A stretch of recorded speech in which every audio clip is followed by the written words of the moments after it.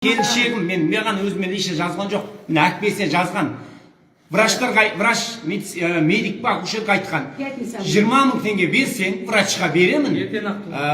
Әйелің айшын босандырып берем деген, спокойно босандырып берем. Аман есен босандырып берем деген. Келіншегім оған біз осы күнге дейін босандырып жүрген әйел, ол келіншегім айтқан.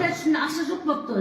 Ақша жоқ болған, маған айтпаған, маған айтқан кезде мен может беретін едім, босандыру үшін, денсаулық үшін мен аямаймын.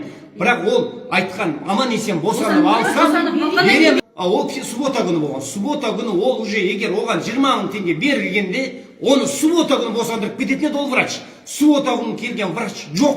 Значит, оған 20 мың бермедік біз. Ол врач тастады да мынаған тастап кетті. Әйел 41 неделя, оған четверг күні болып қойған. Ол уже пятница күні. Суббота күні 41 неделя медицинский тілмен өздері біледі. Бала уже 41 неделеден асқаннан кейін бала уже әлсірей бастады екен, оказывается. Рабочий денде бұлар босандырып алу керек.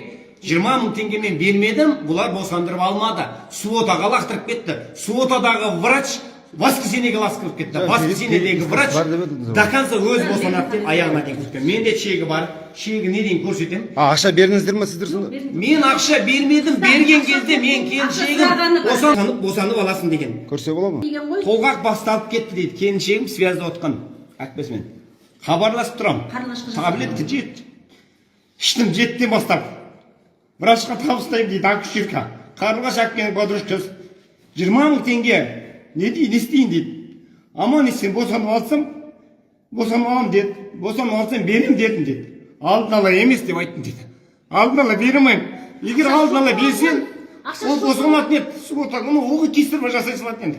Қалатын отношение. Баланы өлтірді, қазір өзінің денсаулығы мүлдем жоқ. Жыртылмаған жері жоқ, жатыры түгел алынып тасталған. 15 минут жәнде болдық, реаниматологтар жүгіріп келді, қан тоқтамады. Даже мен жәнде болдым, стенаға шейін қан шашырады. Бір нәрсе атылып, кәдімгі бір нәрсе тақт етті, кәдімгі стенаға шейін шашырап тұрды.